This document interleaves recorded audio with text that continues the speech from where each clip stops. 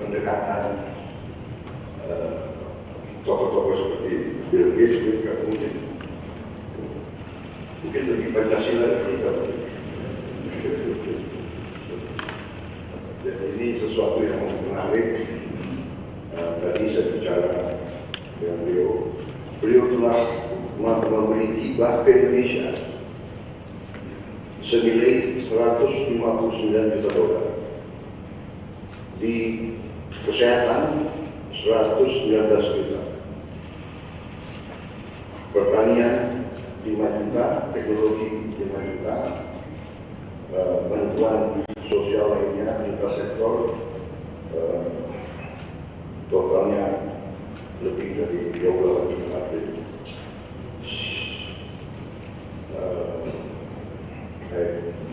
I told the floor that you have assisted us directly, indirect donation, more than 159 billion US dollars since 2009, mostly into health, terutama hal strategik seperti vaksin polio. Beliau bantuannya 1,3 triliun, dan sekarang kita salah satu produsen 2 miliar dosis vaksin tiap tahun. Dan ini untuk dimanfaatkan 42 negara di seluruh dunia, dipakai oleh 902 juta orang.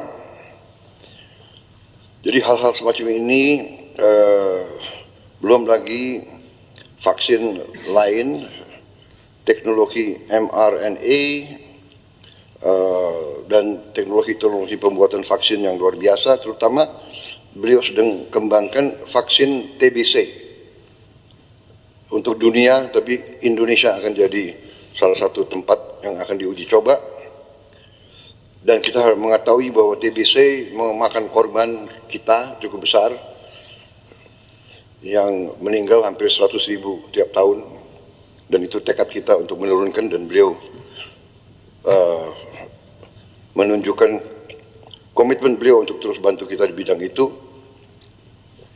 Juga untuk beliau sedang kembangkan vaksin malaria. So basically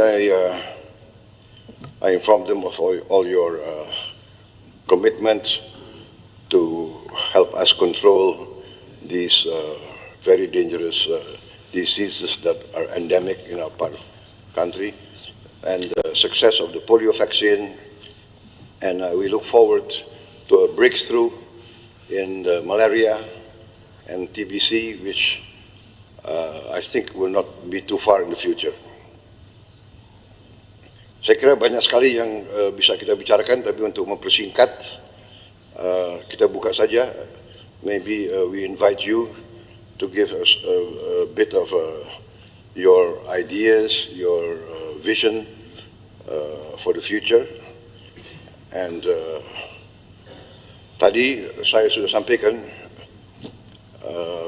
keputusan saya sebagai Presiden Republik Indonesia, karena dukungan beliau, bantuan beliau untuk Indonesia, tapi tidak hanya untuk Indonesia, untuk kepentingan manusia. Saya akan menggelar rapat Dewan Tanda Kehormatan, karena saya ingin atas nama bangsa Indonesia memberi bintang tertinggi kita untuk seorang warga negara asing, karena jasa-jasanya untuk bantu rakyat Indonesia dan rakyat dunia. I just announced that I've decided to convene our council for the national awards, and to award Mr. Bill Gates for his contribution to the Indonesian people and the world humanity, as a mark of his commitment, dedication to humanitarian causes. And we agreed that I will try to do it in September in New York during the United Nations season. So I think this is a lot, not a lot, all of us will be in agreement that you really deserve this for your contribution to the cause of humanity. Thank you very much. I invite you now to, please. Well, thanks everybody for coming. I'm excited to be here, and I really appreciate the warm welcome the President has given me. It's an exciting week for me. I had a couple days up in Singapore. The foundation is putting a regional office in there that should allow us to collaborate more closely. You know, the Gates Foundation got started in the year 2000, and so actually it'll be on Thursday after I leave here, I go to New York City, and we'll have a big event to celebrate the 25th anniversary of the foundation and talk about what we've achieved and what our focus will be as we spend the rest of our resources. As you've heard, we mostly work in health, and you know, when I saw that my ownership of Microsoft would be very valuable, I had to ask, you know, what could I do that would have high impact? And I learned about disease and childhood death, and that for many problems like malnutrition or malaria or tuberculosis, there was very little money going into that. You know, the private sector wasn't doing it because the people who were suffering were mostly very poor, and the type of research needed, you know, would require lots of money and lots of patience. And so we made global health the biggest thing for the Gates Foundation. Part of that was creating an organization called Gavi, which was funded by us and governments, and has played a role in providing new vaccines to all the children in the world. And in fact, Indonesia is a great example of that because you've adopted new vaccines like rotavirus for diarrhea, pneumococcus for pneumonia. Now HPV is getting rolled out. And Minister Budi is actually on the board of Gavi. He got to know Gavi well during the pandemic when that was a very positive relationship between Gavi and Indonesia. And so we're carrying that forward. The basic statistic that always is amazing to me is that when the Gates Foundation was started in the year 2000, 10 million children under the age of 5 died that year. And most of that was because of diarrhea, pneumonia, malaria, or a few things that make children vulnerable in their first 30 days. 90% of the deaths were in one of those 4 categories, and so we committed that we would study those, create new tools, including vaccines, and help get them delivered. And so in fact, the number of children who die under 5 has been cut in half. It's now below 5 million. Now that's 5 million too many. And actually in this region, including in Indonesia, that cut in half is true here as well. So it's been an amazing time period, and there's many new tools coming. You know, we need a tuberculosis vaccine, and in fact the trials for a tuberculosis vaccine have started, including with the strong relationship here in Indonesia. We have 2 of the sites where we're testing that vaccine are here, and that will help us know how well it works, and then that'll be a benefit to the entire world. You know, so we're doing those trials in Africa and India and here. Very excited about that. TB is a great example of a disease that, because the rich countries don't have the disease, it just doesn't get hardly any money. for diagnostics or drugs or vaccines. And so that's been one of our big focuses. Lots still to do in health. Indonesia is very serious about malnutrition, and we have a number of proven tools like what we call multiple micronutrient supplement that pregnant mothers can take instead of just taking folic acid and iron. They take a pill that actually has many vitamins in it. Just launched this year. Indonesia is one of the first to launch that with the goal to get that to all pregnant women very quickly, and it really makes a big difference. A lot of women have anemia, which is an iron deficiency, and so the foundation has an approach where you can just go in one time and get an infusion, and it fixes the anemia. And so over the next year or two, we'll come up with a plan to roll that out in Indonesia. So a lot still to be done in health, but the innovation pipeline is very strong, including in low-cost medicine. And of course, as we address infectious disease, where we still have this work to be done, then we also need to start working on heart disease and diabetes and other diseases where the tools will be inexpensive. The other area to mention that the foundation works in is agriculture, trying to make seeds more productive and understand soils and make fertilizer more appropriate and cheaper. Because of course, many of the lowest income people in the world are farmers. And so if we can make their crop more reliable, more productive, that's a great thing, including things like chicken and cows, because a lot of the protein and value they get comes from livestock. So it's another area we have good relationships in Indonesia, working on things like banana, where you have a great genetic variety that we can do better on bananas for Indonesia, but also helping avoid some of these diseases. The Gates Foundation loves to encourage philanthropy, and I think philanthropy can be a very powerful force. Of course, it's not a substitute for the private sector or business. It's actually quite small compared to those other two, and yet there are things like piloting new ways of doing education or piloting new medical tools where philanthropy can come in and do it in a unique way. And then if it works very well, over time, government will change the educational approach or the health approach. And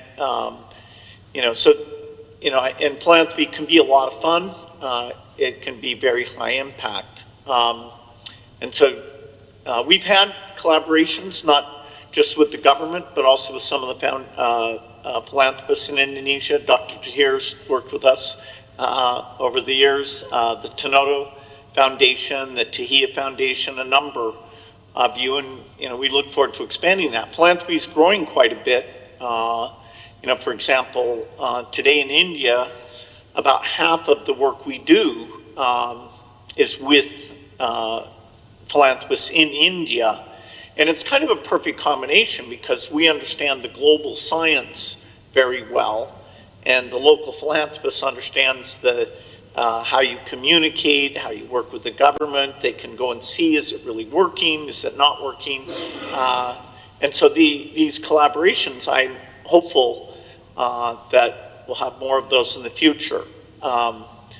Even though there's a lot of challenges in the world today, some of the aid budgets are being cut in the rich countries because of the Ukrainian war and other challenges.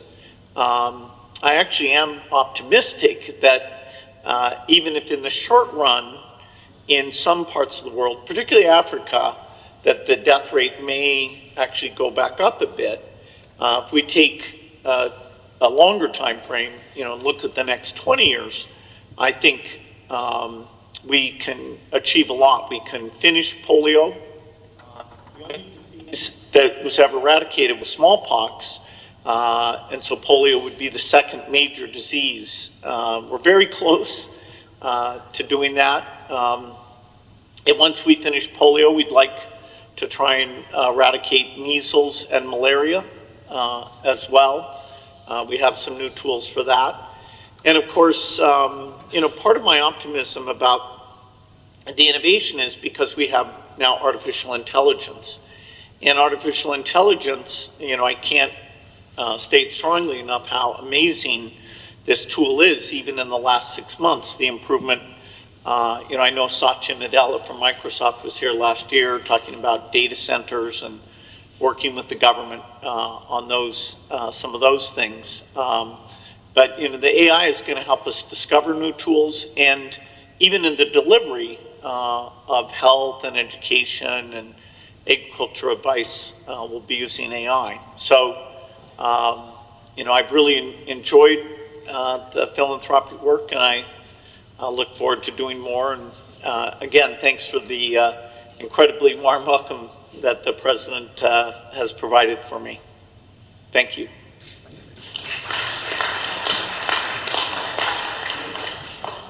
Mungkin ada yang mau menyampaikan pandangan atau pertanyaan, saya persilakan.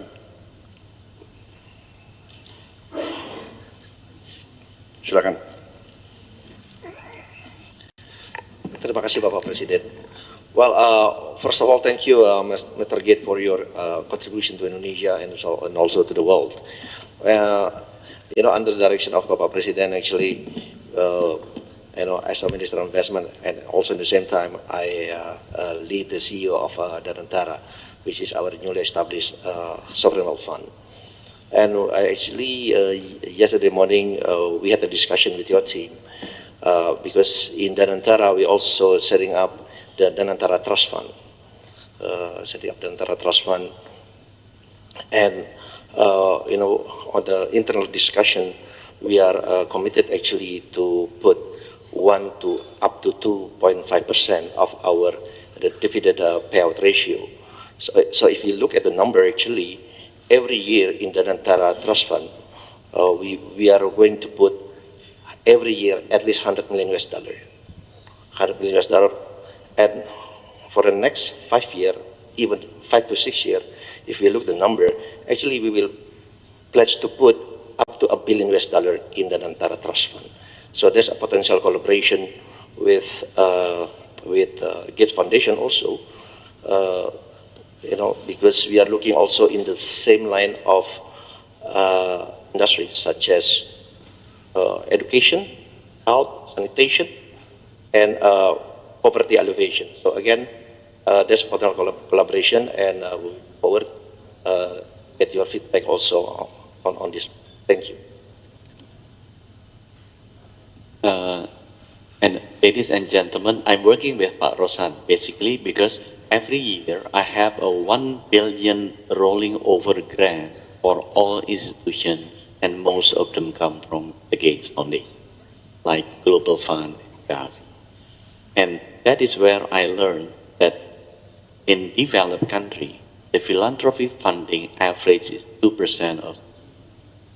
So the potential in Indonesia with 1.5 trillion GDP is 30 billion US dollar per annum. However, many Indonesians would like to give, but the money is not through Indonesia, but through other countries. Because during COVID, I received a lot of grant from Pak Muhtar, Sinar Wijaya, from Tanoto Foundation, but through other countries. The reason is because we don't have a trusted entities, because trust cannot be forced. It has to be earned. So that's why I talked with Pak Rosan, maybe we can establish, copying what Temasek Trust has, creating a Danantara Trust. And I wish Pak Bill, you can sit at the board with Pak Ray Dalio, your friends, because Pak Ray Dalio and Bill Gates also sit at the board of Chinese philanthropic education. Pak Rosan have the ample of money as a catalytic functions, and I believe all of our friends here can contribute also, and you can also help to contribute. And Pak Gates have a systematic management that can help us earning the trust for these people so they can start giving the money to us. Thank you.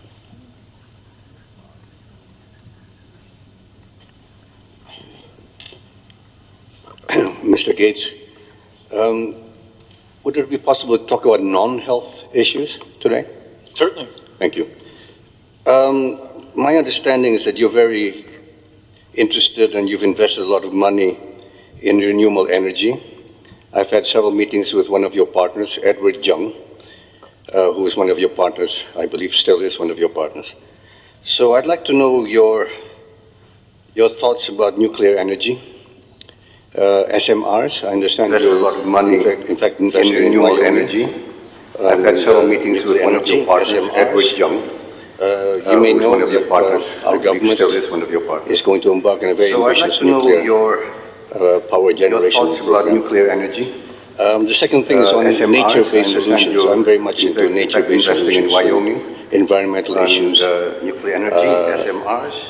reforestation. You may know basically that is our my government passion. is going to embark on a very ambitious and through nuclear wildlife, power generation reforestation, program. restore habitats. The for second thing wildlife. is on So I'd like to nature-based know solutions. I'm very much into what nature-based you wanted to solutions. do and where environmental issues. you're going with your nuclear and your views on nature-based Reforestation solutions. Thank you. basically is my passion, wildlife, and through wildlife. Yeah, so, reforestation. as I started restore doing habitats foundation for work, wildlife. So I'd like to know what you wanted to do and where you're going with your nuclear and your views on nature-based solutions. Thank you. Yeah, so, as I started doing the foundation work, it became clear to me that we need low-cost electricity to help countries develop. But I also started to be educated about climate change and, understanding that, we have to reduce emissions eventually to zero. And so I talked to my friends about, okay, can we make nuclear energy cheap? So I started a company in 2006 that's called TerraPower to make what's called a fourth generation reactor. Today's reactors are water cooled and they have a lot of pressure in the reactor. And so they're a bit complicated, so often the cost can be very high.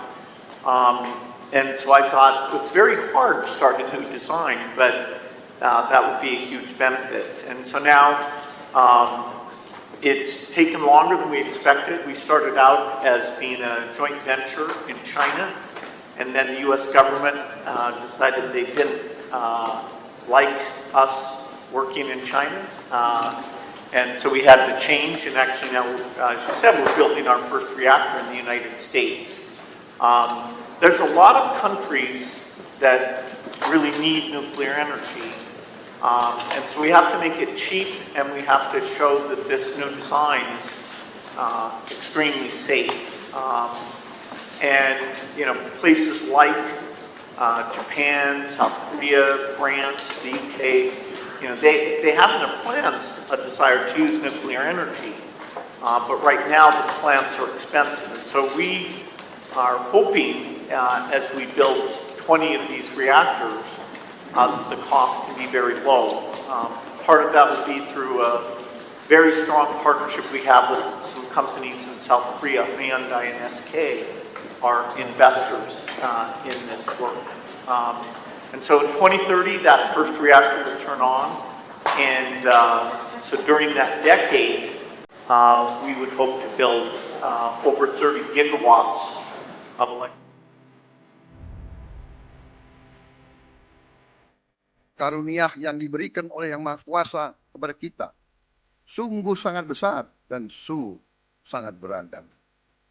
Namun, tengah segala karunia tersebut, kita pun harus berani untuk menjadi bangsa yang berani, bangsa yang tidak takut tantangan, bangsa yang tidak takut rintangan, bangsa yang tidak takut ancaman.